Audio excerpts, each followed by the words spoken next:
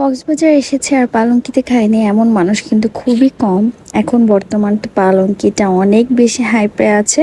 তো আমরা আজকে এসেছি কলাতলির পালঙ্কিতে, যেটাতে আমি এর আগে কখনো আসিনি। এর আগে মেরিন ড্রাইভের ইনানের দিকে যে পালঙ্কিটা আছে সেটাতে যাওয়া হয়েছিল। এবার এটাতে এসে দেখলাম এটাও কিন্তু বেশ বড়। আর আমরা বিচ থেকে মানে শাওয়ার নিয়ে ফ্রেশ ট্রেশ হয়ে দেন আমরা এসেছি। আমরা অনেক বেশি হাংরি ছিলাম। আর আমাদের যতটুকু সময় লেগেছে খাবার দিতে একদমই সময় লাগেনি, খুব অল্প সময়ের মধ্যে খাবারটা সার্ভ করে দিয়েছে। কিন্তু আমাদের ওই অল্প টাইমটাও আমাদের সহ্য হচ্ছিল না, কারণ এত বেশি হাংরি ছিলাম। আর সারা দিনের জার্নির পরে ফাইনালি দুপুরে খাবার খেতে বের হয়েছি। তো আমরা বেশ কিছু আইটেম অর্ডার করে দিয়েছি। এর মধ্যে ছিল ভাপা ভেটকি, তারপরে ভর্তার আইটেম ছিল, ডাল ছিল, রূপচাঁদা মাছ ছিল। ওদের খাবার কিন্তু বেশ ভালোই মজা। আর ওদের খাবারের একটা মেইন পার্ট হচ্ছে ওদের খাবারের মশলা অনেক কম, মানে খুবই মিনিমাম মশলা ওরা রান্না করে। সো আমার কাছে ব্যাপারটাও ভালো লেগেছে যে একদমই মিনিমাম একটা মশলা, কিন্তু অনেক বেশি টেস্টি। আর এই ভাপা ভেটকিটা আমার কাছে খুবই ভালো লেগেছে। এর আগে আমার খাওয়া হয়নি, আজকে আমি ফার্স্ট খেয়েছি। আর এটা মজা ছিল। তো সরিষার ফ্লেভার আমার তেমন একটা পছন্দ না, কিন্তু ভেটকির এই ভাপার মাছটা আমার কাছে খুবই ভালো লেগেছে। সো আমি অনেক বেশি এনজয় করে খেয়েছি।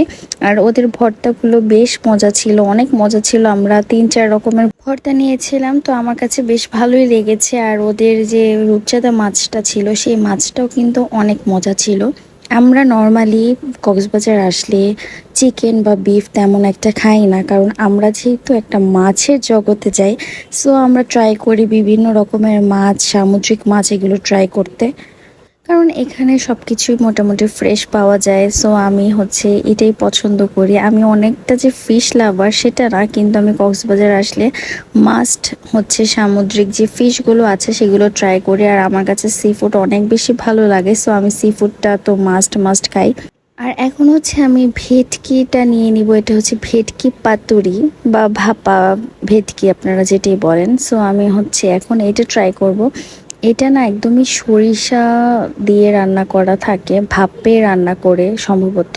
আর এটা কলা পাতা দিয়ে মোড়ানো থাকে, একটু পুরা পুরা ফ্লেভার থাকে। আর সাথে সরিষার একটু ফ্লেভার থাকে। সবকিছু মিলায় না খুব মজা। খাবারটা আমার কাছে বেশ ভালোই লেগেছে। যারা একটু গ্রেভি পছন্দ করেন বা সরিষার ফ্লেভার পছন্দ করেন তারা কিন্তু এটা ট্রাই করতে পারেন, এটা অনেক মজা। আর সাথে যদি একটা কাঁচামরিচ নিয়ে, মানে প্রতিটা বাইটের পাশাপাশি একটা কাঁচামরিচের বাইট দিতে পারেন, সেটা কিন্তু খুবই ভালো লাগবে। অ্যান্ড লাস্টলি ওদের একটা গোলাপ জামুন ট্রাই করি, সেটাও খুব মজা ছিল। রাবড়ি জিলাপিটা ছিল না, এটার জন্য ওটা খেতে পারিনি। সো গোলাপ জামুনটা খেলাম।